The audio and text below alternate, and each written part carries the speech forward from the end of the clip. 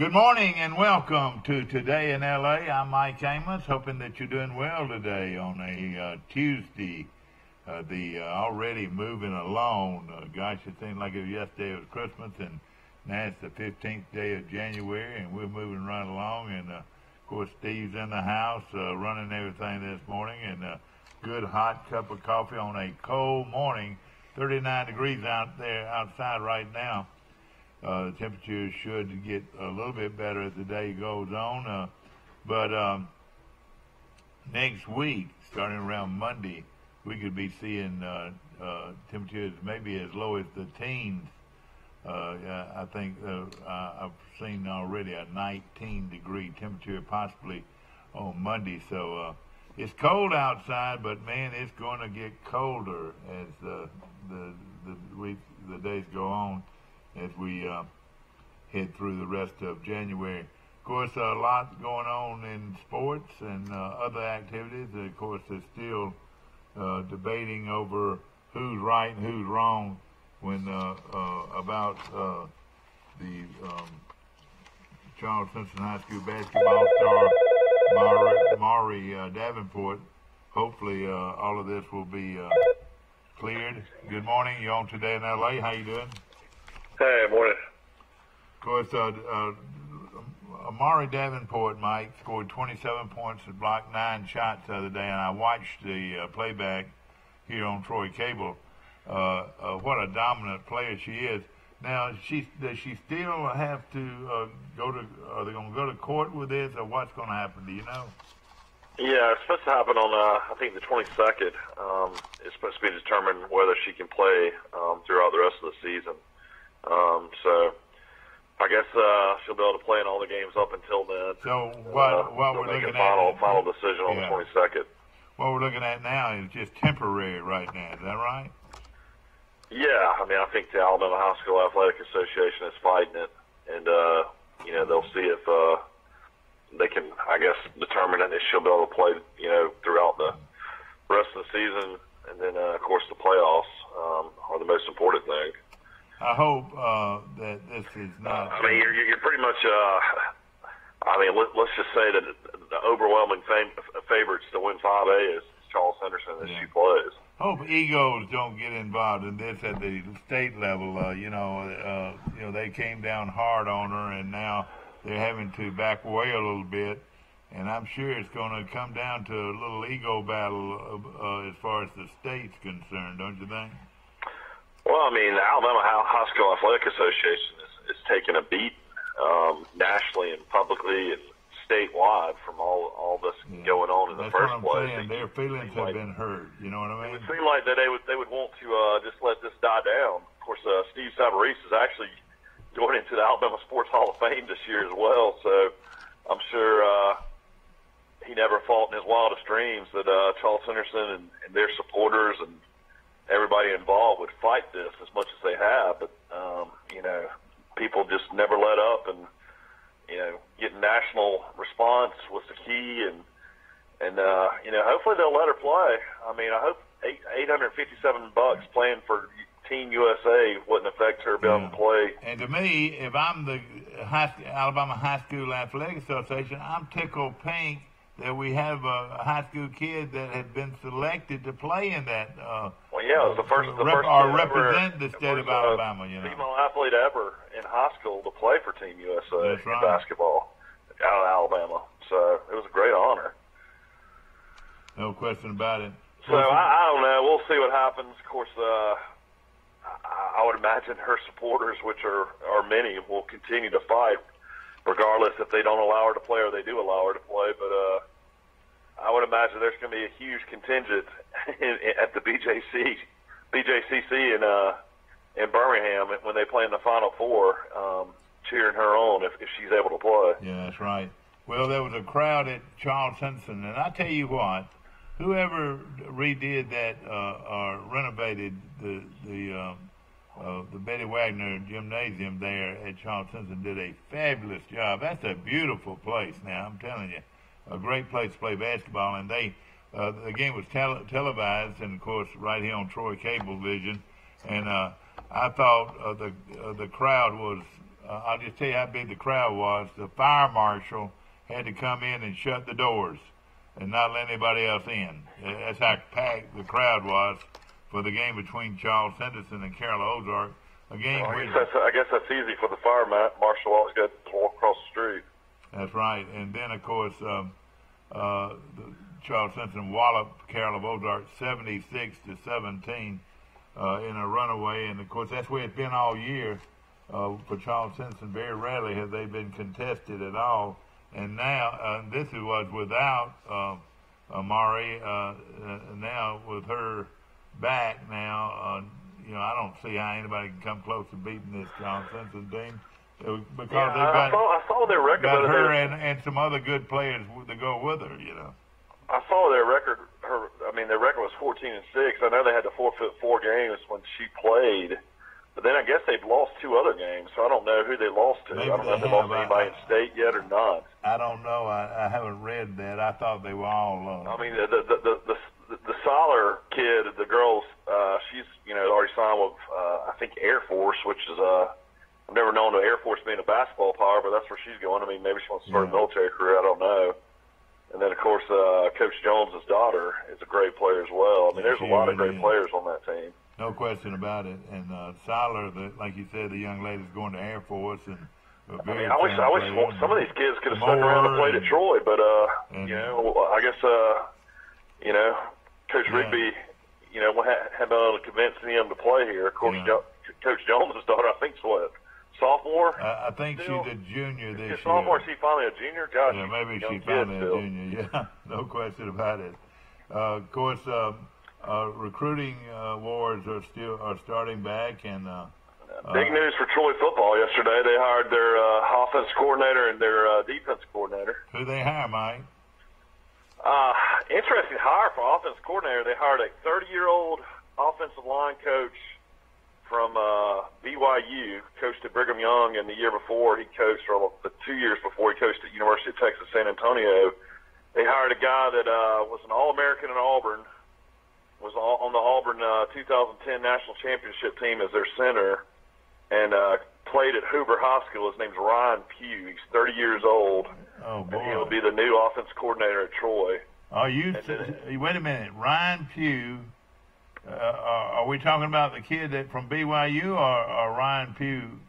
Ryan Pugh was coaching at BYU. Oh, okay. All right. Now you straighten this out. I was thinking that they were going to hire a guy right out of BYU, and I was saying to myself, how do they know anything about a guy from BYU? No, he was an All-American football player at Auburn from 2007 to 2010, was a center on the national championship team.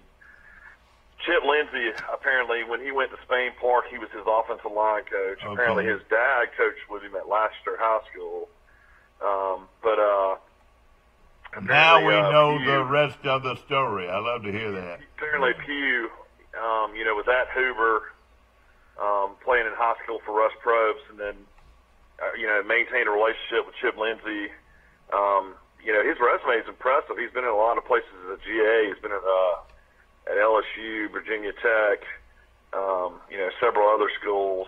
And he's going to actually be the offensive coordinator on paper, but he probably won't be calling the plays. He's an offensive line coach, but his title is offensive line offensive coordinator. Exactly. Very similar to the role that Coach Matt Moore played last year. Yeah, very, very similar, but extremely young guy. And the salary will be conducive too, don't you think? You would think so. He's only 30 years old, though. All this got announced yesterday on Birmingham radio. Okay. Cole Peeble played at Auburn, and there's another guy that hosts this Auburn guy. They are very excited for Ryan Pugh. So it's on TroyChargers.com if you want to read the bio. All right, now who's the other one? Actually, this is another pretty amazing hire. Brandon Hall, who was the linebacker coach at Troy, got promoted from linebacker coach to defense coordinator. So, whoa! Basically, to go back, this is what's going on as far as the former staff. It has turned out now that Al Poe, Jordan Leslie, and Sean Reagan have gone with Neil Brown. So Al Poe, one of the best recruiters on the staff. Jordan Leslie, great defensive line coach. Great recruiter too. Yeah. Great recruiter. recruiter. He and then Sean Reagan goes all the way back with Neil Brown to the Texas Tech days, so that's not a surprise. But Neil Brown has now taken 6 former staff members to West Virginia. Oh, boy. So he was very loyal to these coaches. And interesting to see, I don't know if Chip Lindsey interviewed Jordan Leslie or if he, wanted to stick with Brandon Hall. I think it probably came down to those two as far as the defense coordinator job, or maybe, he just wanted to go and Jordan wanted to go to West Virginia, And let's just be honest about something. There's a lot more money at West Virginia than it is at Troy. I mean, I'm sure they can pay larger salaries too. That has a lot to do with it. Well, I would imagine Vic Conan probably made $275,000, $300,000 at Troy. I don't know, how much. Vic Conan, they say will be making up around the $1 million mark. Yeah, I don't know how much Jordan will make as a defensive line coach at West Virginia. He'll probably make at least $250,000, maybe more. Who knows? But Brandon Hall is a guy that, if you look at his picture, he looks like he's about 30, but he's about to be 43. He was on Troy's staff 1 year last year, and he coached in the junior college ranks out in Texas, and and also in Mississippi. He's very well known in the in the junior college scene as far as a recruiter. No, you're talking about Jordan Leslie. Yeah, Jordan Leslie, helped Troy recruit a lot of those junior college players, Yeah, basically, Coach Hall's background, he was co-defense coordinator at Jacksonville State for 4 years. Now, whether he called the plays at Jacksonville State, it doesn't tell you. Well, was he with Haystack? Haystack was the defensive coordinator at Jacksonville State. No, Haystack's been gone for years. No, he hasn't been gone that long, has he? No, Haystack was at Central Arkansas with Campbell before he went to South Alabama. But then was at Jacksonville prior to that? We're talking about. No, Haystack's been gone since Jack Crow got fired. Mike. Yeah, because you got Bill Clark as the head coach, and then you've had Gross there for 3 or 4 years. Yeah. Okay. So Brandon Hall's only been there for 4 years. Now, Brandon Hall's background is interesting. He was at Oklahoma as a GA from 1998 to 2000. So he was part of the 2000 National Championship team under Bob Stoops. And then he went as a defensive analyst at Oklahoma from 2000 to 2003. And then he went to Central Oklahoma and was a defense coordinator there. And then after that, coached for several years, ended up on Malzahn's staff at Arkansas State in 2012. So he's bounced around and been, with some different coaches. I guess the Malzahn connection really helped, and then he ended up at Jacksonville State as a co-defense coordinator. So this is a huge promotion from linebacker coach, special teams coach, to being a defense coordinator at Troy. So, is this his first year at Troy? He was at Troy last year. Okay, he was at Troy last year. Okay, I got you. All right, and of course, evidently, well thought of. Oklahoma keep you around that long. They must have been impressed with him. Yeah, I mean, definitely impressive. But he was at Oklahoma, and of course learned under Stoops. And I mean, basically, he said, he wanted to continue the philosophy that Vic Toning had at Troy. So that might have been another thing with the players they have. To kind of just keep on doing what they're doing. All right, let's look at it right now. Now, Cornelius Williams is going to stay. Is that right? Yeah, I did read a report last night that they expect Cornelius Williams to stay, Ryan Blackman to stay, and Bam Harmon to stay. So this is already pretty quick that Chip Lindsey's already moved from a press conference on Friday to possibly having already 5 assistants on staff. Now, I don't know what position Cornelius Williams, I don't know if he'll stay at wide receiver. I don't know if Brian Blackman will stay at tight ends and H-backs, and I don't know if Bam Harmon will continue to coach defensive line. You would assume that. I don't know if anybody will get like an assistant head coach, put on their resume, or, titles might change here and there. Of course, running back coach, they're still going to have to find. Sean Dawkins left the program for Charlotte, so he's already was gone before Neil Brown left. And then they'll have I guess Chip Lindsey will coach the quarterbacks. I'm not sure. Yeah. And ladies and gentlemen, this is just rumor. I mean, we opened the door for opened up that door last week, thinking that maybe Shane Wasden might be coming back to Troy, but right now there's nothing in writing. Is that right? I don't know. I mean, I know you had mentioned that, but I hadn't heard that or seen that anywhere. So yeah, who knows? But I mean, there's definitely 3 more coaches they're going to have to hire. Yeah, one of them's a secondary coach, or who would coach? I think Coach Hall coaches secondaries. Okay.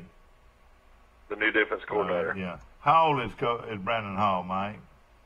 43. 43. So he's been around a little bit, and yeah, he said he was very appreciative to Coach Lindsey for the trust, for his trust in me to continue what we accomplished on the defensive side of the football hall. Said I'd be remiss if I didn't thank Coach Neil Brown and Coach Vic Coney for establishing the culture and raising the expectations of Troy.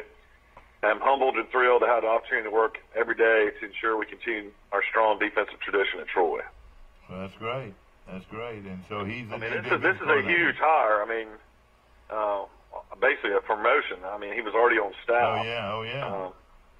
But you know, I mean, he coached in the Sun Belt before he came to Troy. You know, and let me tell you this: for miles on. Jacksonville State had some great defenses when he was at Jacksonville. So, you know that he comes from well represented there, evidently. Yeah, he also coached 1 year in Northern Iowa as well. So he's been coaching for 17 years. Okay, so he's been at it a long time to be a young guy. And I'm sure, Coach, he's had a lot of people to encourage him on these 2 hires. Of course, Ryan Pugh, 30-year-old, outstanding young coach, evidently, and Brandon Hall gives us 2 good hires there. Where did Brandon play his college ball, or did he play college ball? I don't know. It says he's an Oklahoma graduate, so I'm not sure. He must have played he got at a bachelor's degree and a master's degree. Whether he played, I'm not sure at Oklahoma. Yeah. Is he from there, or where's his hometown? Do you know? Yeah, he's from Newcastle, Oklahoma. Oh yeah, he probably played at Oklahoma then, probably. And yeah, he might have been a walk-on. I don't know. Exactly right. Of course, recruiting gets around. Of course, Pugh. I mean, a lot of people remember him on the national championship team. Of course, he snapped to Cam Newton. Yeah. I would imagine he's got plenty of amazing stories about Cam Newton. He actually played 1 year with the Carolina Panthers. Interesting to go from Provo, Utah to coach at BYU to back at Troy. That's got to be a little bit different environment out there, but very apparently really young, hungry coach that you're looking for. Yeah. I'm sure they're going to also hire a recruiting coordinator probably out of this group, and so we've got a lot to look forward to, and then of course this offensive line coach Pugh will be the offensive line coach and assistant coordinator. Is that right? Yeah, offense coordinator. He was a 4-year starter, All-American at Auburn, joins Troy staff on 1 season as offensive line coach at BYU. In addition to coaching stops as a graduate assistant at LSU, Cincinnati, Virginia Tech, and Auburn. And then before he went to BYU, he was offensive line coach at UT San Antonio. Yeah. Well, it sounds good. It sounds real good. Want to mention first Cahaba Bank, brand new bank located just off of Johnny Withington Drive right here in Troy, and also Publix Boulevard. Brand new bank. My good friend, they've been around the banking industry a long time, and we're excited about having a new bank located right here in Troy. Want to mention our good friends at Road Mart, and they've been a solid supporter of our show for a long time. We appreciate them. They've got they're located on the bypass right here in Troy, and also in Ozark, 2 outstanding Road Mart dealerships right here in the Troy Ozark area. Dixieland Dental, located 9 miles north of Dothan on Highway 231, one of the largest dental clinics in Alabama. They have a full service, and they also have 5, now 6 dental hygienists on board, and of course they can do most any kind of dental procedure you need done. And like you said, they have a dental practice that is one of the largest in this part of the state. I want to mention, of course, our good friend Dr. Michael Precise and Dr. John Strength and Dr. Damon Strength and Dr. Robert Precise. They make up one of the largest dental clinics in Alabama.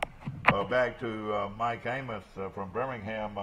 That's good news this morning, Mike, that they're moving right along with the coaches. And I hope that I can get Coach on our show. It turned out that I don't know if you said you saw a lot of this on Facebook, but we were very pleased here at Troy Cable to be able to put together a show Friday with the introduction of the new head coach and also interviews from other Troy people.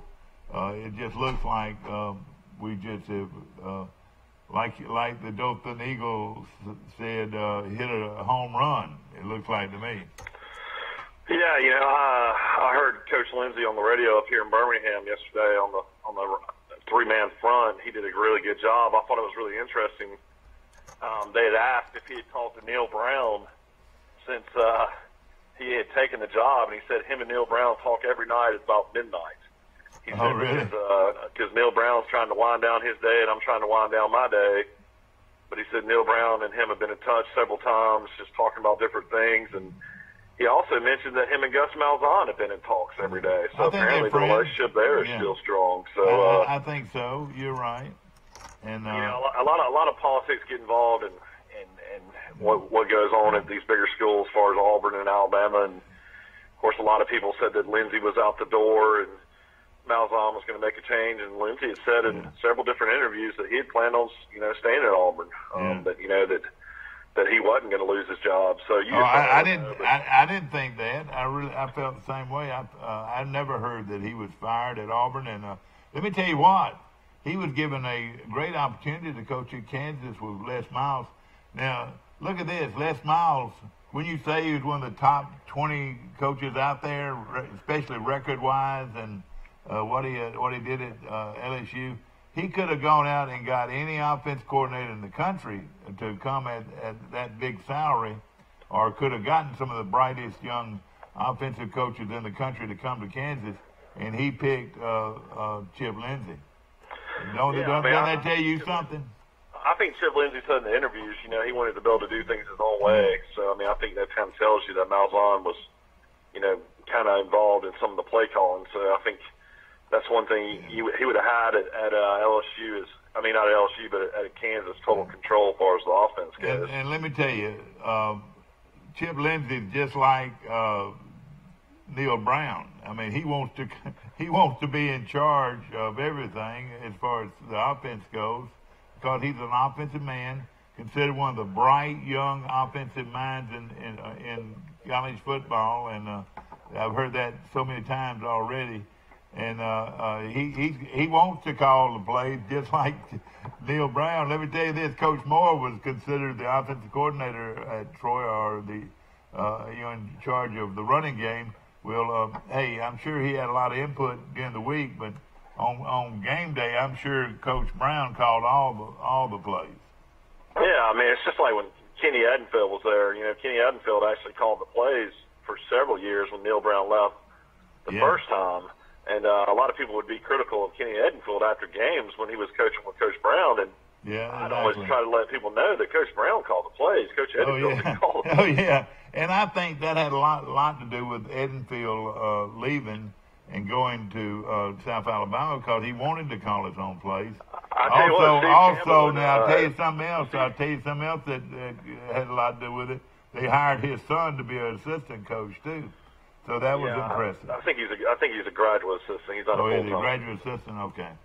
But Steve Campbell and Haystack and Kenny Edenfield are definitely running into some issues at South Alabama. There's an article in the Mobile Press Register today that they have 9 players in the transfer portal. So that means that there's 9 players out of there. Their team. So it's one of those type of things where they were 3-9 this season, and definitely maybe have some guys not buying into the program, and I'm sure they're pretty happy to maybe get some of them out the door. Yeah. I tell you what, I watched them against Troy, and I was very impressed with their running game. That's what they want to do. They want to run the football. And the guys that I bet that are on that 9 group are guys that want to throw it every down. Wouldn't you think? Yeah, I mean, one of them is a starting offensive lineman, though, that's been starting for 3 years, and then one of them's the place kicker and the kicker. So, I mean, those are guys that, guys could use immediately, actually. But the biggest transfer news, of course, in the country still is Jalen Hearst. Where will Jalen Hearst go? He's already visited Maryland, Miami, and Oklahoma, and a lot of people think he's going to end up going to Oklahoma. So, should make a decision by today or tomorrow, they're saying, on Jalen Hurts as far as where he's going to play his final year of college football. And, but but Oklahoma loves to run. I think good luck to you. I mean, I always have supported Jalen Hurts. He's a great kid, and I hope he does great wherever he goes. Yeah.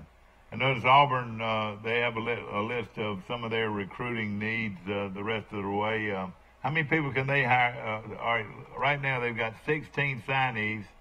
9 of whom are enrolled early, and they've got a commitment from high-profile wide receiver Georgia Pickens. Mike, how good is he out of Hoover? I mean, he's the real deal. He's a good player. Well, they've got a commitment from him, so they've really got 17 signees, so they can only sign 7 this go-around. Isn't that right? Well, it just depends on how many guys transferred out, how many spots they have open for as their needs. Sometimes you can go above 25, sometimes you stay below. Yeah. Of course, we were looking at some of these guys. I think what coaches are doing more now than ever, though, is they're keeping open spots for these transfers, these graduate transfers. Yeah. You always want to have 2 or 3 spots for that. Yeah, no question about Troy's liable to run into the same issues. Some of these guys might want to transfer out, new coaching staff coming in. Maybe, that happens at Troy, too. You just don't ever know. Mike, the Auburn has got to find a running back. They've got a couple of them on board that are still good, but I thought the Whitlow kid was pretty good. Yeah, I did, too. But this Jamius Griffin, are you familiar with him? He's rated the 21st. He's the kid that's signing with Auburn.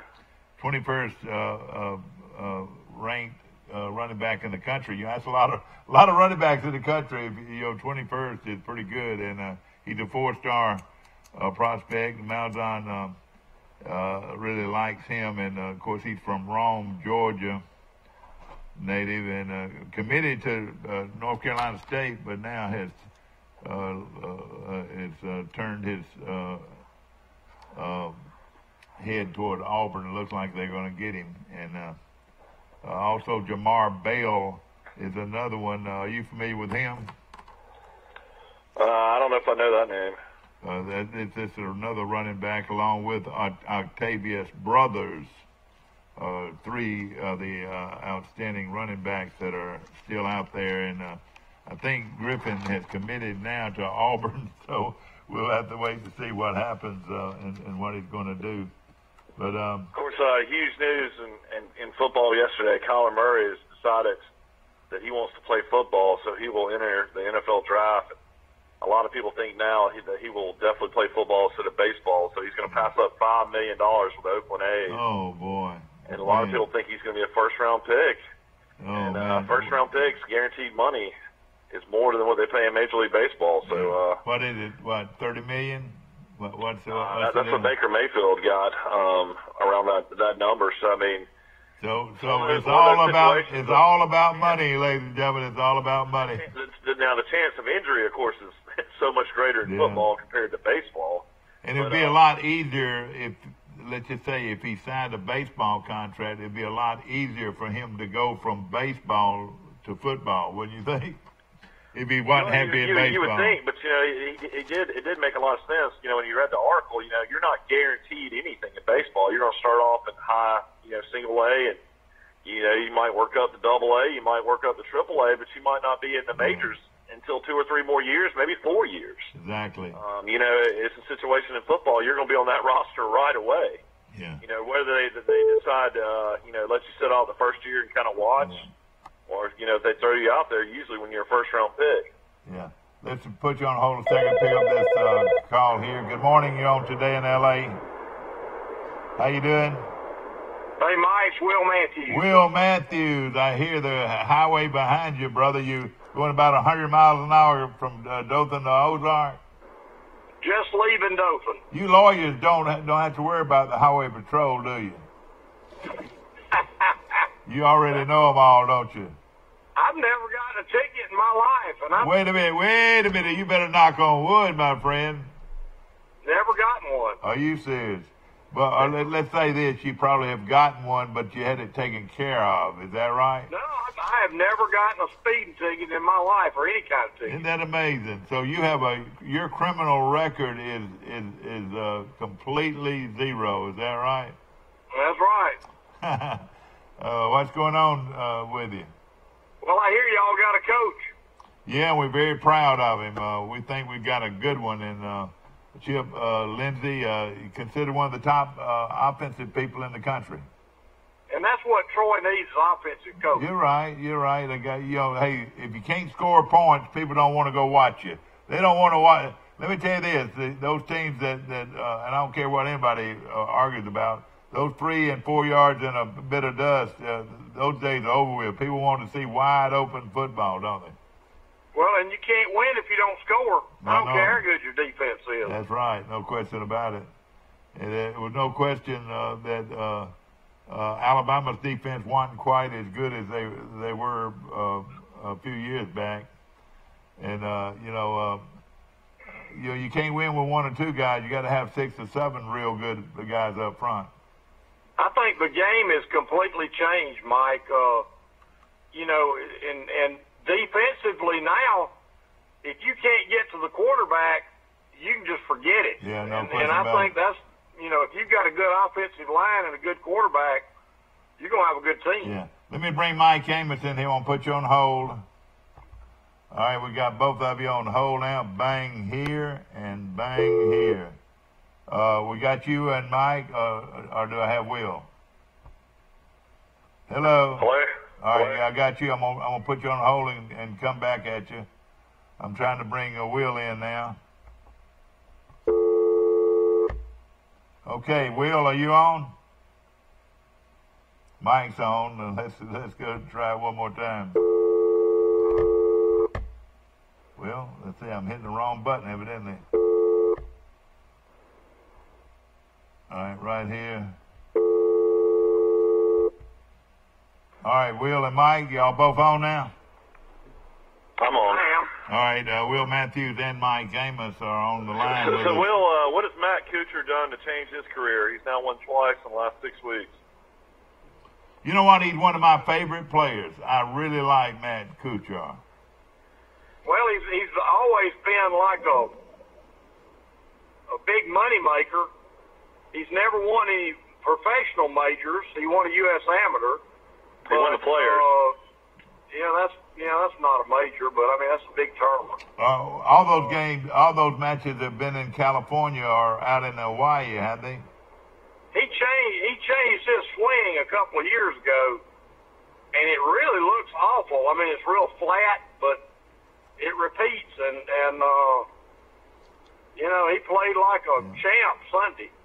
He's a Georgia Tech graduate, and he's been solid for a long time, and everybody likes that smile. He's got a great smile. He's a great people person. I would say he's probably one of the most popular guys on the tour, wouldn't you think? He and Tiger are about the same age, and you would think he looks a lot older than Tiger does. Yeah, you know what's so prevalent about him is his shoes. He makes a bunch of money selling shoes. Yeah, Skechers is what he sells. Yeah, have y'all ever noticed that? Yeah. Don't tell his wife why they pay him to wear those shoes. And I'm sure he had said a couple of times, man, I don't want to wear those things. But hey, if it's worth $1 million, he'll wear them, won't he? I'm sure he gets a pretty good check for it. Yeah, no question about it. Will Matthews calling in from Dothan this morning. Of course, attorney Matthews law firm in Ozark. And y'all been busy this time of year? Oh, yeah, we've been busy. In fact, I was in Troy yesterday on the case. Will, how important is it to have a will? A will. How important is it to have a will? It's very, very important. And I've been practicing law 37 years. Yeah. I charged $100 for a will 37 years ago. I charge $100 for a will now today. Isn't that amazing? But I tell you why, I need to come see you then. I need to too. Man, I've got a will, but it needs to be renewed a little bit. Yeah, some of these lawyers just charge people $400 and $500 for a will that really anybody can do a will. Yeah. I mean, a will's no big deal. But the thing is, if you have a will, then when you die, your wife doesn't have to put up a bond or anything like that. And if there are any claims, that type thing, you don't have to. All you got to do is advertise in the newspaper. Yeah. And if you got any claims against your estate, then whoever's got a claim can make it. But normally, people don't have claims against their estate. Now, how about an LLC? Do y'all do that too? Oh yeah. That's pretty important. My brother wrote the book on LLCs in Alabama. Really? He's a tax attorney. Yeah. And he wrote the book on it. And we use his forms to do the LLCs. I do a lot of them. Imagine so. Hey, Will, have you been following the star Charles Anderson basketball player? Of course, yes. made national Coffee. Sonny Reagan, and they have filed an injunction. How does all that work? For they say that they'll determine if she'll be declared eligible the rest of the season on the 22nd of January, which is only a week away. How does all that work? I mean, this is a bunch of crap. And the Alabama High School Athletic Excuse us, ladies and gentlemen, some of our vocabulary. Okay, go ahead. I don't crap. That's not a word. It's crap. It's crap. and they want to, it's a power thing. Yeah. They want to have power over these kids, which is ridiculous. This girl did nothing wrong, and she's a fine basketball player. She's already going to college. Yeah, she's going to college at Rutgers, which that was kind of strange. Yeah, me too. They got a coach that's won 1,000 games. There you go. So I mean, they've got a big program, obviously, to get her, and it's not fair to do what they did to that girl. And what's funny, they played Ozark her first game, and she scored more points than the Ozark team. I think the final score was 76-17. She had 27 points and 9 blocked shots. That's what she does really better than anything is block shots. You inside 10 feet, you're not going to get a shot away. She's going to slam it right back down. So they fired it. I mean, they filed an injunction to let her play, and now they're going to determine if she's going to be eligible the rest of the season. I mean, how does that work? Yes. Will they have a local attorney going against the Alabama High School Athletic Association attorney? Yeah, I'm sure a local attorney filed it. I haven't really looked at Alicourt to see who's representing the girl, but and I'm sure they've got lawyers they'll bring down from Montgomery to try to enforce their rules or whatever. Thank you, sir. You're a good man. Yeah, and Reagan, I guess Reagan will be involved for us here. He'll be the judge. Yes, he'll be the judge. I tell you, for him to come out and support her like that was a very nice political move. Well, I mean, I know the lawyer. I mean, it's public knowledge. Grady Reeves filed the injunction. Yeah, I'm glad. And I'm gonna tell you something. The judge did the right thing, and I don't think politics had anything to do with it. He did the right thing. That's what you're supposed to do. Yeah, exactly. Exactly. Well, I hope everything turns out in her favor, because I tell you what, it has made national news. And Steve Savarese and Alabama High School Athletic Association, you're talking about Jay Billis, you're talking about Kobe Bryant, you're talking about sports figures from all over the country have been involved. Paul, what's the guy, the NFL guy, the NBA guy, Paul? Chris Paul, for the Rockets. I mean, you've had just countless people, all these WNBA players. It's just been all over everywhere. it's been great exposure for Charles Henderson High School, their program and so forth. And you get a 6'4" kid, and then you get a 6'1" girl that's going to Air Force, and you got a point guard that's probably the best free throw shooter in Troy, and including Troy's men and women's basketball team. She's that good a free throw shooter. And really, I'm proud that Judge Reagan stood up to these people, and it's all a power broker thing. I mean, that's all it is. Yeah.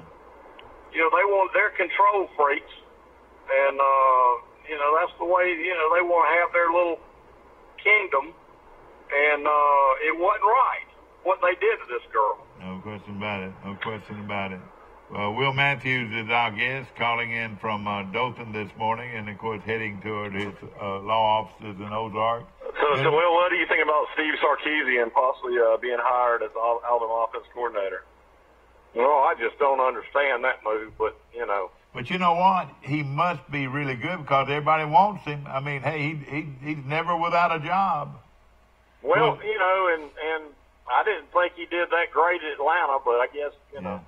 Well, now he got fired from Atlanta. Yeah, Mike, he was a head coach at USC. Where all has he been? He was the head coach at Washington, head coach at USC, but then he ran into some alcohol issues, had to go to rehab, and then ended up losing his job because of that, and then kind of became an analyst at Alabama, and then when Kiffin got the Florida Atlantic job, Kiffin didn't really.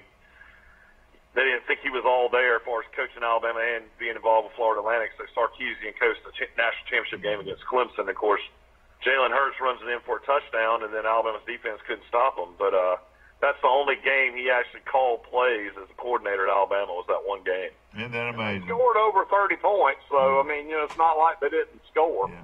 Troy has gone out and brought in a young, dynamic coach. The Pugh kid, who was an All-American at Auburn, is now the offensive coordinator, offensive line coach. Well, no, he's the secondary. Is he the offensive line coach, Mike?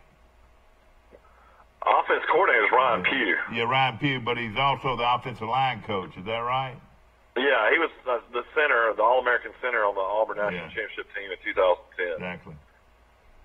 So Troy has made a couple of big moves, and then Brandon Hall is the new defensive coordinator, and he's a young man that got most of his playing time and young coaching time at Oklahoma under Bob Stoops. I would say that's pretty credible, wouldn't you say? Yeah, he was a GA for 3 years and then on the staff for 3 years, defensive analyst. And, of course, I'm sure he learned a lot under Stoops, so I'll take him. A lot of people always wonder if Stoops is going to get back into coaching. I don't know. I mean, so far he's still a fairly young guy. What is he? 58? How old is Stoops? 58. Yeah. Yeah. I tell you what. He's the guy that won the national championship in 2000 and just never could get back. Never could win another one. I know he played for a few more. Yeah, no question about it. Of course, he was rumored to be the Auburn coach if they got rid of Gus, but they didn't get rid of him. Yeah, that's right. How many lives does he have? He's got a bunch. I tell you what, though, he's getting a bunch of those defensive linemen to stay. He got Brown to stay, Marlon Davidson to stay. Yeah. I mean, boy, that's right. Auburn's going to be stout. They're going to be tough again next year. They're going to be really good if they can find a quarterback. They're going to be real good, no question about it. Yeah, I mean, Jalen Hearst never even visited them. He didn't? No. I heard they've upped the signing bonus at Auburn to $150,000 if Jalen will come. They hadn't got it high enough yet. Yeah, I got you. You know what? I bet there will be some money changing hands somewhere down the line, don't you think? Somebody's going to get a new house or something, don't you think? It is a strange situation in Alabama right now. I mean, they lost Brent Key, their offensive line coach, Gaddis, their co-offense coordinator, the offense coordinator, Loxley took the Maryland job, and then Dan Enos surprises everybody in the country. Everybody thought he was going to be the new OC at Alabama. He goes to Miami to coach for Manny Diaz, which is extremely strange. So, I mean, Saban's got to basically get a whole new offensive staff.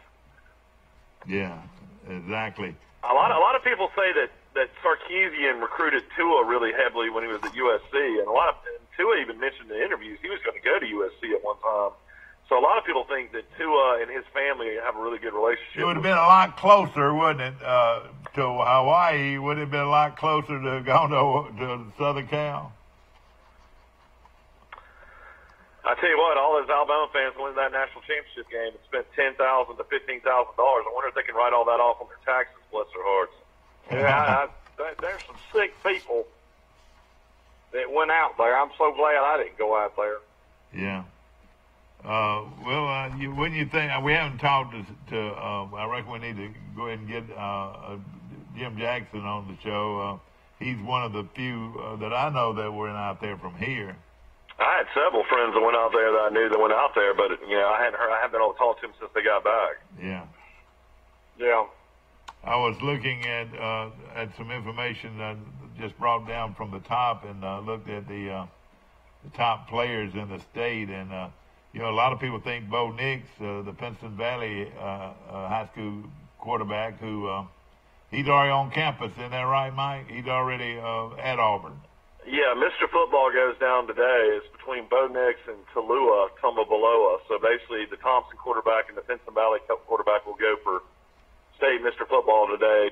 Tulua's numbers are better than Bo Nix, but Bo Nix won a state championship, so I would think Bo Nix will probably win it. He won 2 straight championships. That makes it even more impressive.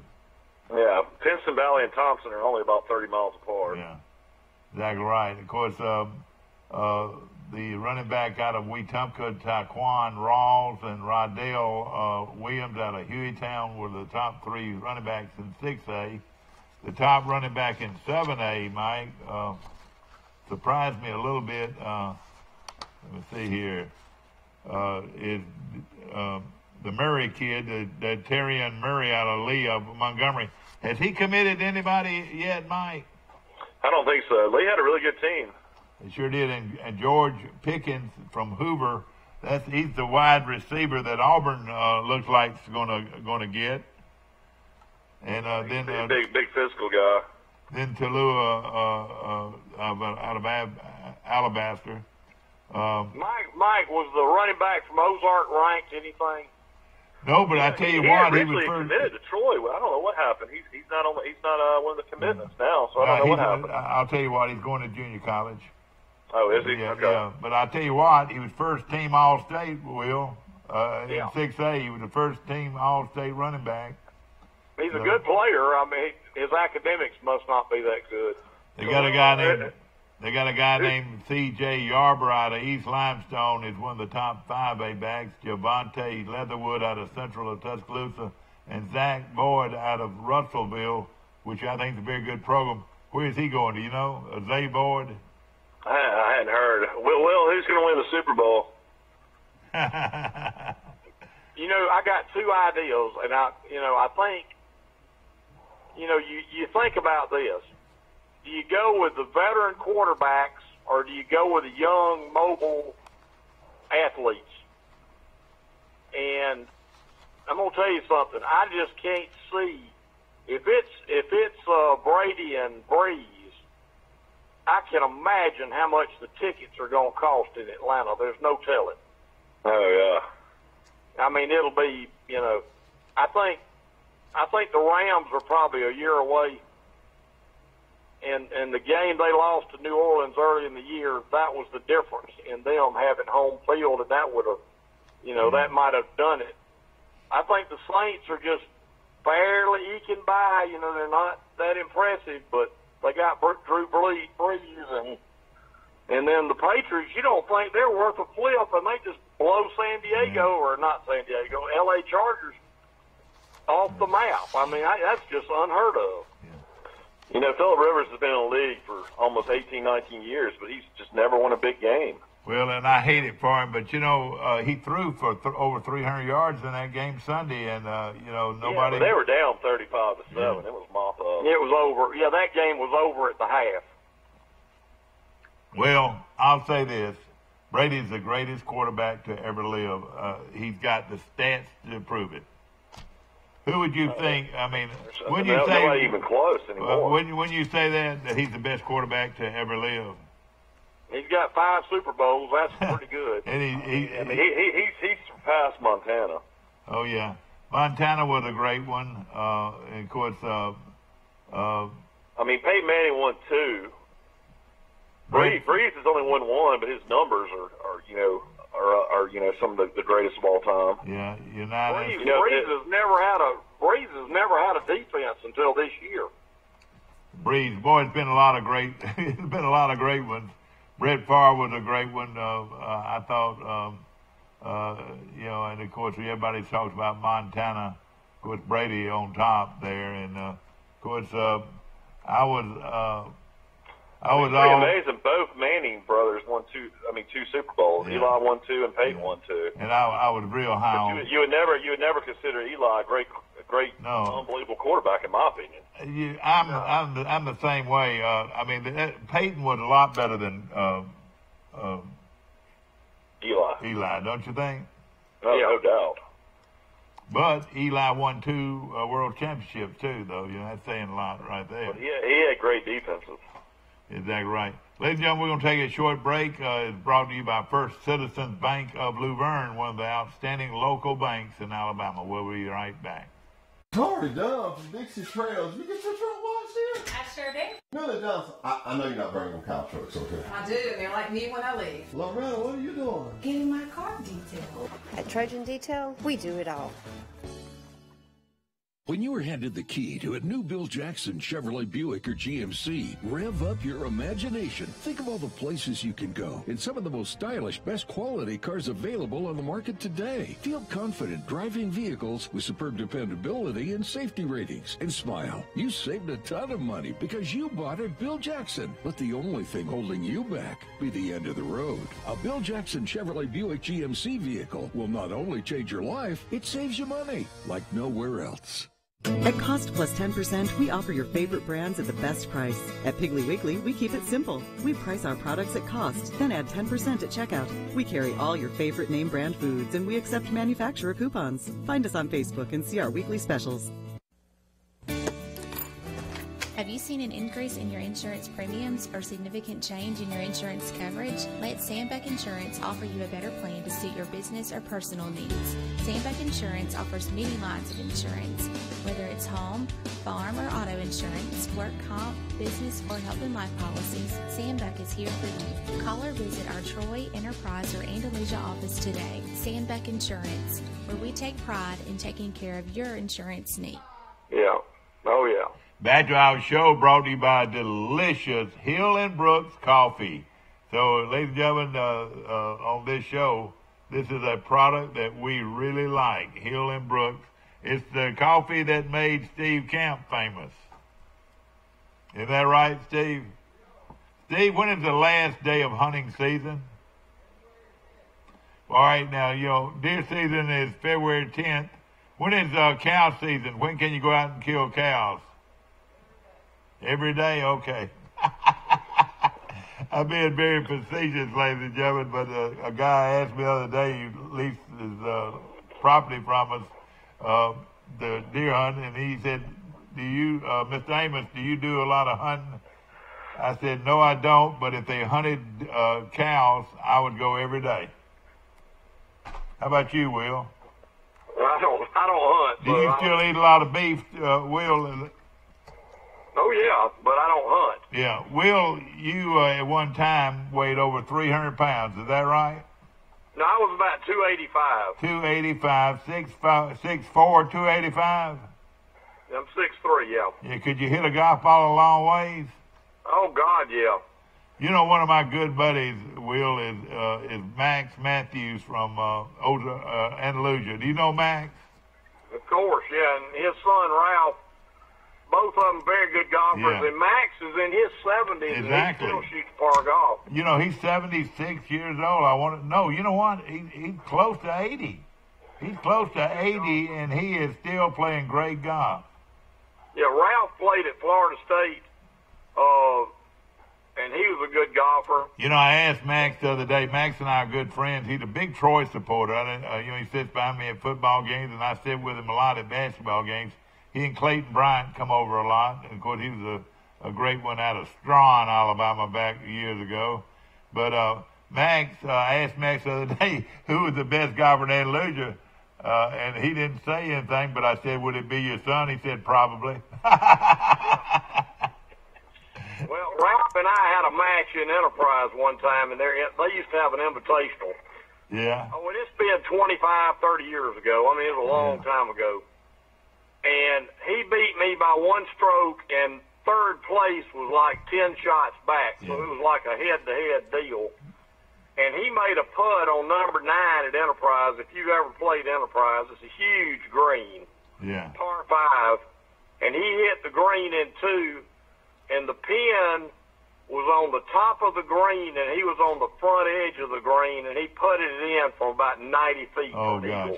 All right, now, when are these new rules? Are these new rules, are they going into effect? They're already in, yeah. All right, ladies and gentlemen, with this new rule, and correct me if I'm wrong, you could leave the pin in. If Max Matthews was putting that 90-footer, he could actually say, leave the pin in on the green. Is that right? That's right, yes. Now, why did they do that? I guess to speed up play, but that's what they're saying. Can't you see a ball hitting the pin and actually bouncing away that might have normally gone in if you hadn't had the pin in? No, I think if it hits the pin and it bounces away, it would have never held the hole to start with. So really, it's nothing. You know, you don't lose anything from that. Will, how many hole-in-ones did you have? Have you had? I've had 15. Don't lie to us now, Will. Listen, we've got 1 billion people watching us on Facebook, and you're telling us that you've got 15 hole-in-ones? Yeah. All right, did any of those hole-in-ones hit the pin and drop? I don't. I imagine several of them did, but well, you had to watch them go in the hole, didn't you? I can't see that far. Ladies and gentlemen, I'm being facetious. He's one of the top. When you were a young man, you were one of the top golfers in Alabama, weren't you? Yeah, but I'll tell you something funny. When I was 39 years old, I had made 13 hole-in-ones. Yeah. I made my 14th hole-in-one when I was 61 years old. Isn't that amazing? And I made 2 when I was 61. So I've made 2. You know, I went 22 years without making one. Well, I'll tell you something that, in a way... How many did you make in college at Vanderbilt? 4 or 5, probably. Did you ever make any? Have you ever made hole-in-ones in championship? Like in a tournament or in college? Oh yeah. I made one in Dothan one time and won an airplane and couldn't keep it. Oh, wait a minute, Will. Wait a minute. Johnny Culpepper gave away an airplane. It probably cost $10,000 or $15,000, and I was on scholarship at Vanderbilt, and I could not keep it. Oh man, isn't that a shame? I donated it to Adams School in Ozark. Vivian B. Adams School, what a great school. Vivian B. Adams School paid for a basketball court with it. That is amazing. You know, Jason Bowen, an Alabama golfer, won $1 million on a hole-in-one, and he ended up giving up his amateur.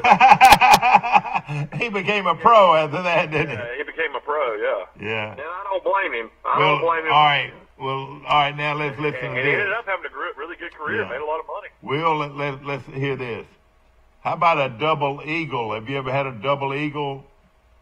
I have made one double eagle in my life. It's probably much harder to make a double eagle and probably more impressive because your double eagles sometimes are 250 yards away. Is that right? Well, I sunk a 3-wood second shot at the Ozark Country Club on number 3 at Ozark. Yeah. Well, a lot of these tournaments, ladies and gentlemen, have these, hole-in-ones which you'll win a car. Like you said, you could have won an airplane.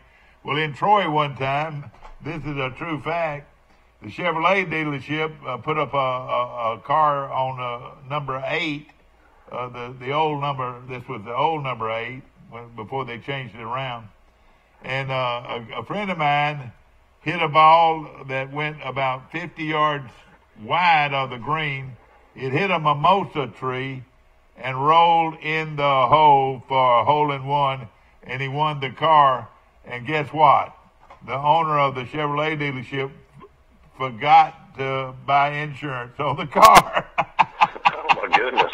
Hey, of course, everybody was jumping up and down, and they still talk about that hole-in-one that David Sunday made. And it hit the mimosa tree and turned and rolled about 50 yards probably 50 yards into the hole. Mike, I was there that day, and they say it was almost a shank that he hit. Yeah, it was. I mean, what I'm saying, 50 yards to the right of the green. Oh, yeah. It was a terrible shot, and it ricocheted off a tree and went in the hole. And David drove that car for a long time, but I'm not going to mention the dealer at the time, but he forgot to buy. Somebody told me he forgot to buy insurance on that car. That's terrible. The reason was, I mean, to protect him if somebody did make a hole-in-one. You know, yeah. And I'm sure he probably said, well, I'm not going to worry about it. Nobody's going to do it, you know. But that was a hole-in-one that was well known. John Archer, the late great basketball coach at Troy, did something very phenomenal. Now he had open heart surgery, and a week or two after he started back playing golf, in 1 week he made 2 hole-in-ones. That was Jack Archer's daddy. Right. And I hear Jack's not doing well. Well, and I hate that about him. I don't know exactly his condition, but at one time, Will, he was as good a golfer as there was in the state of Alabama, wouldn't you say? He was, and I understand he's in a nursing home down in Florida somewhere. Yeah. Well, I know this. He won the state amateur, but it was the rain cut it short to 54 holes. But he still won it, and that's quite an honor, don't you think? Oh, yeah, certainly. Yeah, he was a great golfer. Did you play in the state amateur much over the years? Yeah. Oh, yeah. I'll tell you something funny about Archer. We were playing at Brundage one time in a 4-ball. Yeah. And Archer was playing with your friend, Barney Barnett. Yeah, Barney, yeah. And I always called Barney Smiley. Yeah, because he never smiled. Yeah, but anyway, we ended up tied for the tournament. And we had a playoff starting on number 1. And Jack Archer teed off and snipe hooked one across the street out of bounds. Yeah. And he just pulled his bag off the cart and went in and, left Barney by himself. And he and Barney were real close friends. Well, and Barney birdied the first hole, and my partner birdied the first hole, and we went to the second hole. And it was a real short. Yeah, that's that number 2 at Brundage that you can drive. Is that right? And I drove the green about 3 feet from the hole and made an eagle. Hell, Barney birdied both holes. Oh, God, they lost. Without Jack Archer. Yeah, exactly. That's typical. That's typical. And, of course, Barney's one of the Hall of Famers golfers here in Troy. Of course, one of the first great golfers to come out of Troy. Oh, he's a great golfer. He was the golf coach when I was in college. He was a golf coach at Troy for a long time, and he's still very well respected. Did you ever play Trojan Oaks much at the university when they had it? I played there probably 2 or 3 times, I guess. Well, I grew up on the old course, which was not very good, but that layout on that 9-hole course, of course, they had the tees set up where you could play 18 different holes or tee boxes, to make it 18 hole. But it was pretty well done. It had big greens and everything. Yeah, I liked it. Yeah, and of course, Troy's program has grown now. That most of that golf course is for practice. They have a new building for the Troy golf team, and those I watch them every day. They're out there practicing every day on those. On the old golf course. Did Matt Terry leave Troy? Yeah, he's at Texas Tech. Louisiana Tech. Somebody told me Louisiana Tech. I'm sorry, Louisiana Tech. That's right. Either Louisiana Tech got more money, and money talks. I don't blame him. But let me just tell you a guy that we don't talk about every day, but is one of the great golfers in Alabama. He hails from Elba, Alabama. You know who I'm talking about? Well, the best golfer ever from Elba was Johnny. I can't remember, Johnny Martin. Yeah, Johnny. Yeah, he was really good. And of course, his career was knocked away when he was in a car wreck. That's right, and then he passed away. Well, yeah, but and then what I'm saying, he's a real good golfer, but he's not the one I'm thinking about. You're thinking about Joey Hawley? I'm thinking about Joey Hawley. Whoa, what a good golfer he is. Have you ever played against him much, Will? Oh yeah, Joey's still good. And he's not a real long. He's a great example of you don't always have to hit it a long ways. He's a Matt Kuchar. Yeah, and that's right. Kuchar doesn't hit it a long ways, does he? He does not. But I don't understand. How does the senior tour work? I mean, I know if you played on the regular PGA tour, you probably have a lot better chance to make the senior tour. But I mean, is there any guys out there that are just really good golfers in their 50s? Like, I know you got some pro players that try to play on the senior tour. Like, I mean, do you have to go to Q school and shoot so many rounds to get put on the senior tour? How does that work?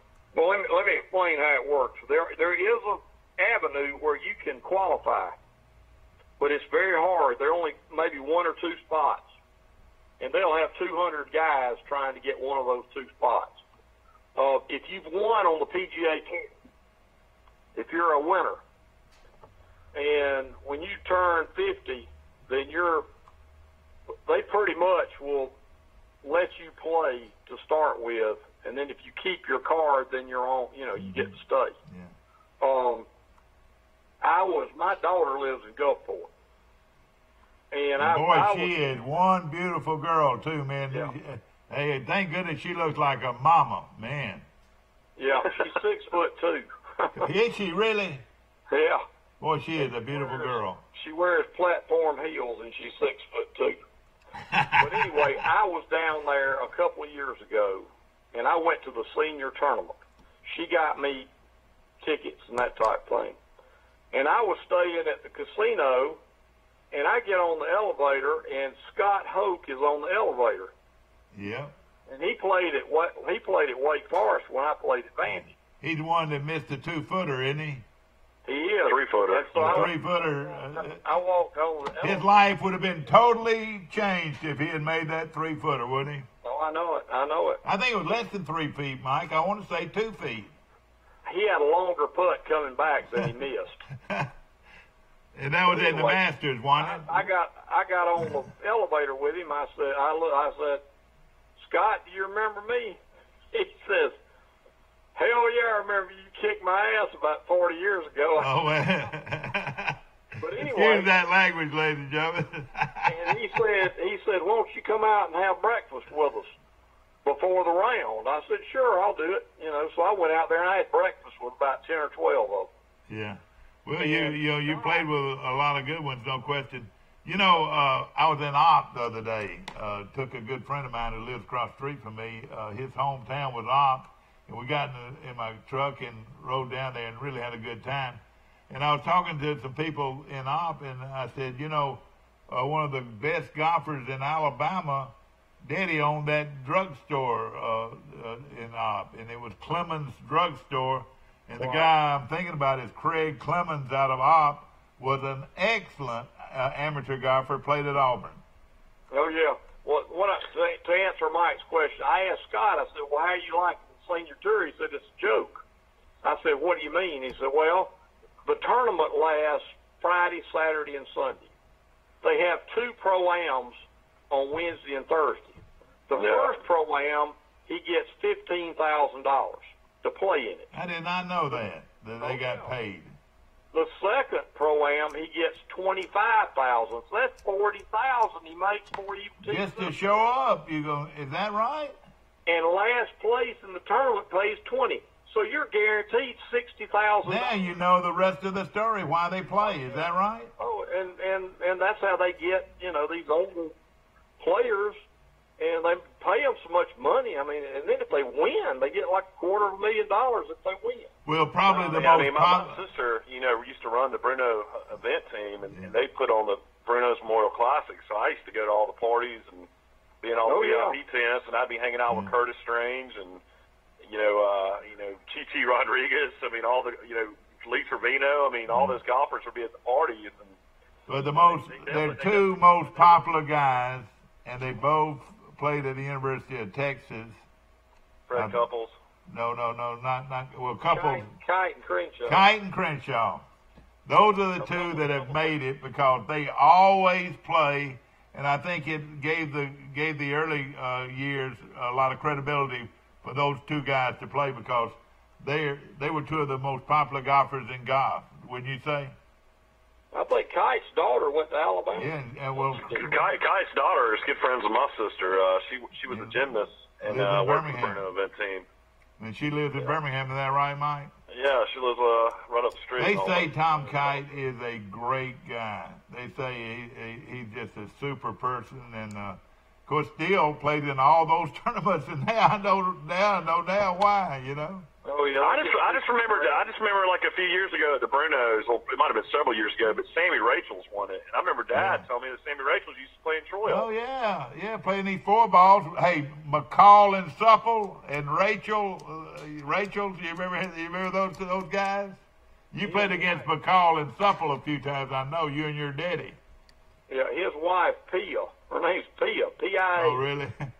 She called me up on the phone one time and said, "You want to go play in Troy in a mixed scramble?" And this has been about 25 years ago. I said, "Sure."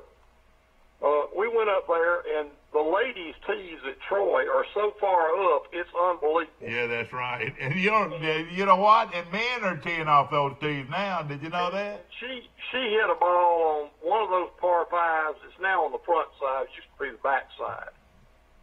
She hit a drive. I had a sandwich to the green, my second shot. I mean, that's how far up that, the one you go over the hill. Yeah. Ladies tees way over. It had a big old oak tree there. And she hit that ball up there. I did a sandwich to the green. It was ridiculous.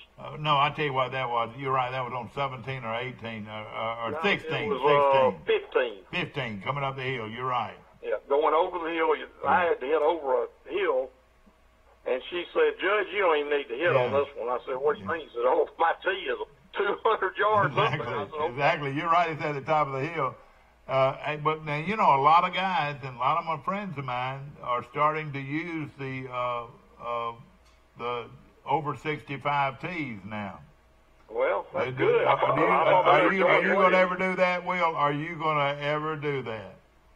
If I do that, I'll quit before I do that. Do you hit off the white tees or the blue tees? Now, I hit off the white tees at Dothan Country Club, but it's still pretty tough. Well, all right. Now, correct me if I'm wrong. There's a blue tee at the Trent Jones course in Dothan that is close to 700 yards long. Is that right? It's 703 yards from the back. 703 yards from the blue tees.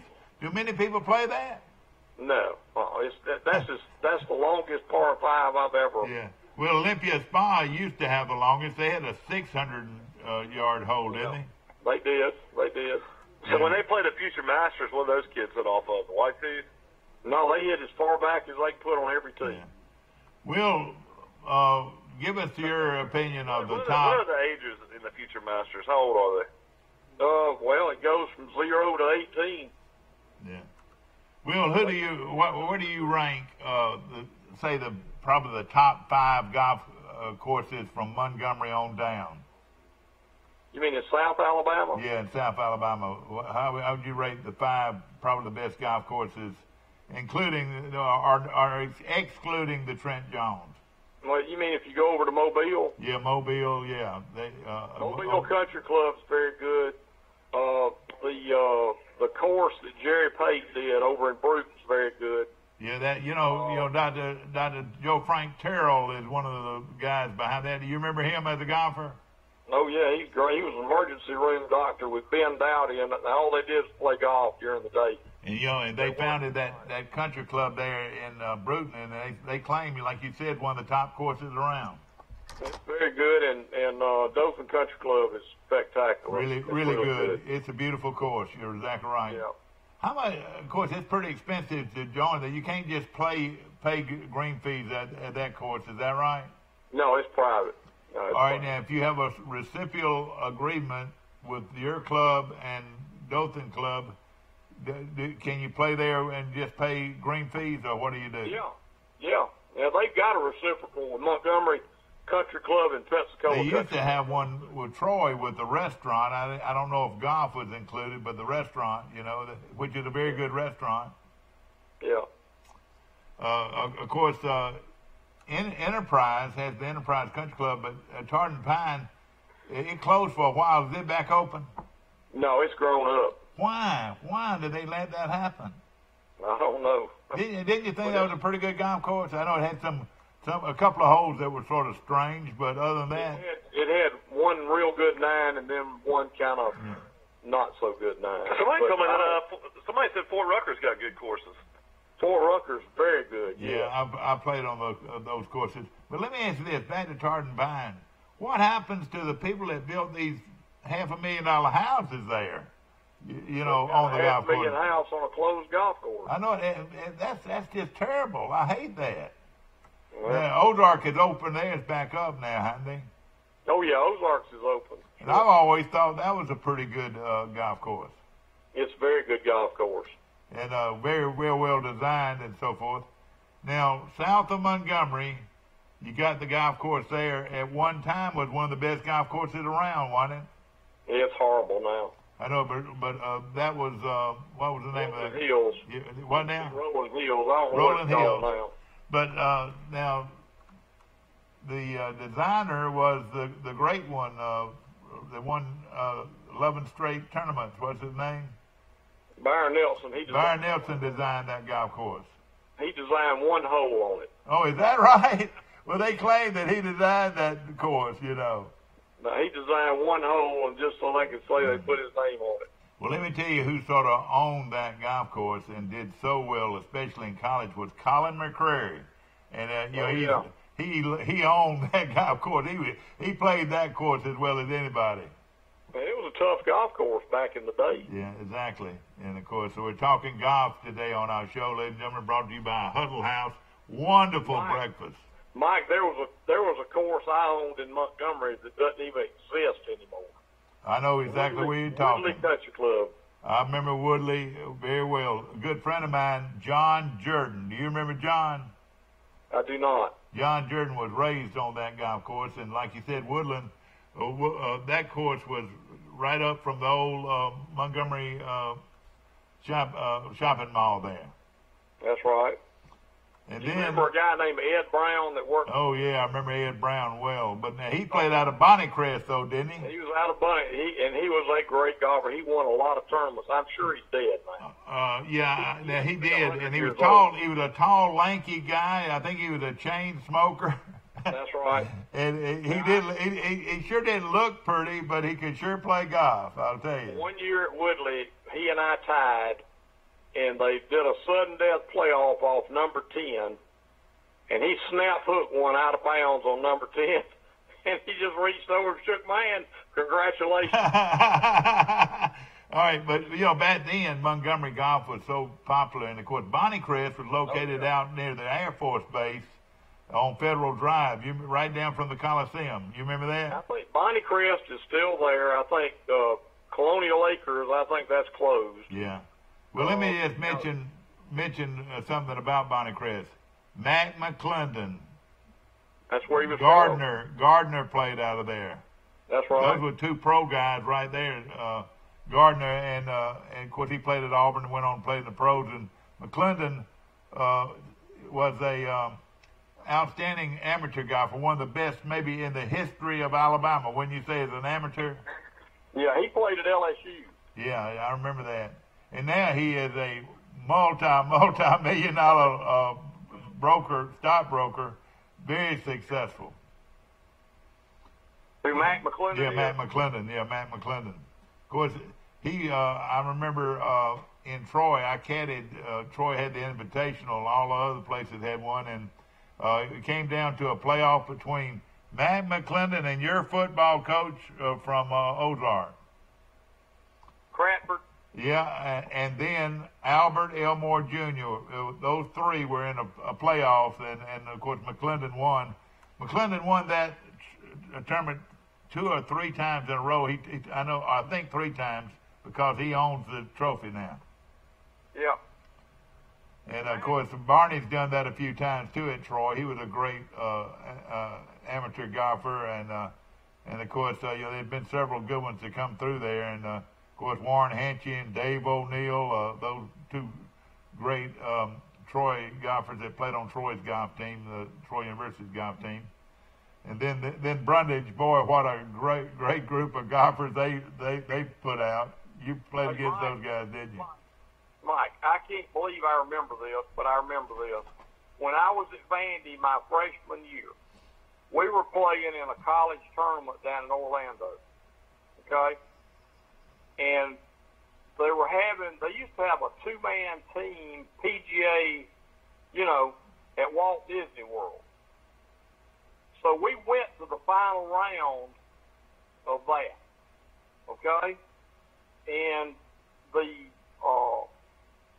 Matt McClendon won it, and guess who his partner was? Gardner? Nope. Buddy Gardner? Hubert Green. Hubert Green, oh boy. I know they became good friends because, Mac lives there on the golf course in Birmingham, Shoal Creek. And he and they were very good friends, I think. But you won't believe who they were playing with in that. This has been now 40. Well, I was probably 18 years old, so I'm 62 now. So that's 44 years ago. Guess who they were playing against in the final round? I mean, what? Nicholas and Trevino, or what? What? Sam Sneed. Yeah. And his nephew, J.C. Sneed. Oh, God. They beat them. They did? That's amazing. But, of course, golf is, there's so many people out there in golf that you could talk about. But how about a guy like Sam Farlow in Birmingham, one of the top amateurs in the country for a long time, but never played on the tour? Why was that? I think he did play on the tour, and he got his amateur status back. Did he? I didn't know that. But he was a great amateur, and he still is. They say he still plays well. He plays out of the Birmingham Country Club, and still a very good golfer. Yeah, he was a good guy. Yeah. Jerry Pate was telling a story about Sam Furlor on Farmbomb not too long ago about how his son played him at the Birmingham Country Club, and he was up on his son by 8 strokes, and he was in his 60s. Oh, boy. And his son played golf at Alabama. Yeah, oh, yeah. It's amazing. Of course, Jerry Pate, is from Pensacola, Florida, but he was a big, I know he had a place at Shoal Creek at one time, didn't he? Will, are you still on? Yeah, Jerry Pate had the Pate Cottage. I've actually That's right, yeah. Before a tournament. It's really nice. Yeah. Of course, that's still a great golf course, Shoal Creek, wouldn't you say? Well, I think it's the best course in the state by far. Yeah, but Birmingham. I got friends that are members, and they play it all the time. Yeah. And you don't have to have a caddy if you walk. You can just walk without a caddy. The 2 times I've ever played it, I was embarrassed that the caddy saw me play. That's how embarrassed I was. I used to go up there with a friend of mine who was over the banking association. And if he couldn't get enough people, he said, Amos, can you go to Shoal Creek with us today? And I said, yeah. And that guy's name was Jerry Wayne Spencer from Spring Hill, Alabama. Of course, later on a big bank lobbyist in Birmingham or in Montgomery. But golf is a funny game. Limestone Springs, Jerry Pate's course up in Aniana is a really beautiful course. And it's considered one of the top ones. There's one in Sylacauga that's real good, too, isn't it? Is that line? That's Farm Links. Farm Links is really good. And Will, are you still on? Yeah, I'm still on. I got to run, though, but it's a great all right. But before you leave, out of all the golf courses you played in competitively in Alabama, Which one was the toughest? I think Shoal Creek, we played it the year after it was built in the SEC when I was at Vandy. But the greens are just unbelievably fast. Yeah, and they had not cleaned out the woods. The roughs, if you hit the ball in the woods, you lost your ball. Yeah. And it played ridiculous. Chip Beck and I played together the last round. He shot a 90. Yeah. That's pretty, and he was a great player. Oh, yeah. Well, and of course, another great player was Trevino. He owned that course for a while. He won it 2 years in a row, didn't he? He won the PGA there in 84. He won the PGA there. But I tell you what, a great place to watch a golf tournament. I really enjoyed going up there. I wish they still had a pro tournament up there on the regular tour. But of course, it's a great course. Yeah, no question. Will, we appreciate you calling this morning, and we always enjoy it. It's always something we learn from you and your calls. And of course, ladies and gentlemen, the Matthews Law Firm is open and ready to do business. Is that right? Yeah, I got to get to work. Tell Elizabeth we said hello here. All right. Will Matthews calling in. I need to mention also in basketball last night, Syracuse upset Duke.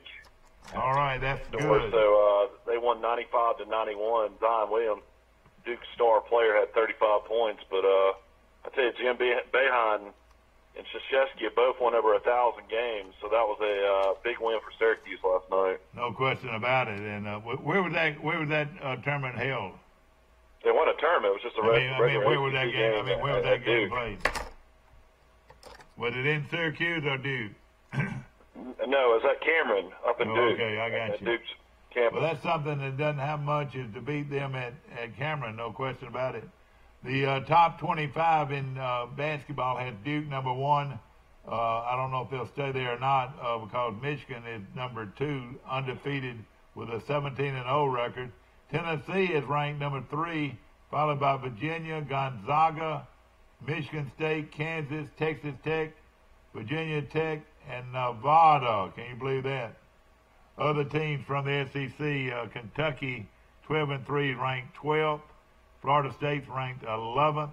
Auburn is ranked with a 12-3 record, ranked 14th. And Ole Miss, Mike, is making a charge. They're ranked number 18 with a 13-2 record. Yeah, Kermit Davis has done a wonderful job there, and had a great, many great seasons at Middle Tennessee State. Of course, Troy faced him many times, and he got the head job at Ole Miss and doing great. And Mississippi State is a very good team too. They're ranked 24th with a 12-3 record.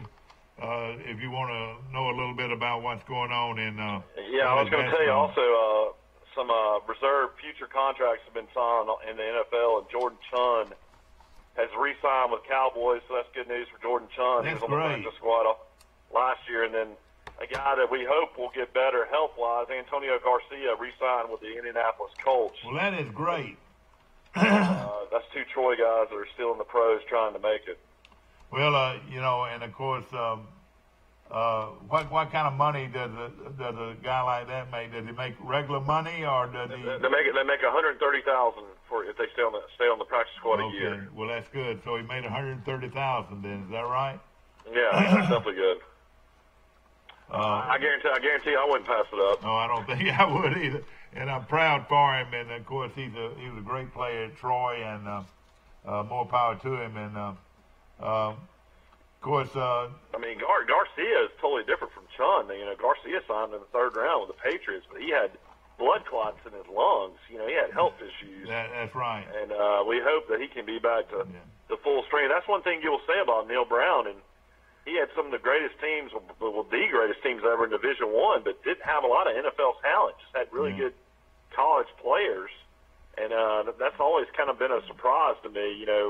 That's one thing about Coach Blakeney's teams. He always had a lot of guys get drafted. No question. Mike, on a very sad note, we lost our good friend Thomas Outlaw for a long time, fire chief here in Troy, and of course, one of the great neighbors of all time. A huge loss to the community of Troy and Thomas Outlaw, Hill especially. Not gonna lie, I had a few tears in my eyes yesterday thinking about him. Can't say enough great things about Mr. Tommy, and he'll be missed. Great family, and I reached out to Paul yesterday, and thoughts and prayers go out to that family, and just a very, very sad day in the city of Troy. The funeral will be held Friday at 2:00 from Green Hills, and with Green Hills. Visitation will be at Green Hills on Thursday night from 4 to 6. The funeral will be at Park Memorial on Friday. That's starting right. at 1. So the funeral is going to be at Park Memorial at 1, and then of course the graveside will be at Green Hills. So our thoughts and our prayers go out to his great family, wonderful people, and also I want to wish Frank Sadler Sr. a birthday, Mike, today. I think that's 82, or I'm not positive, but he's alive and well at a assisted living facility in Chattanooga, Tennessee. Hope you've had a great day, and glad that you watched our show, and we'll be back bright and early in the morning for Today in L.A. That's Laura, Alabama.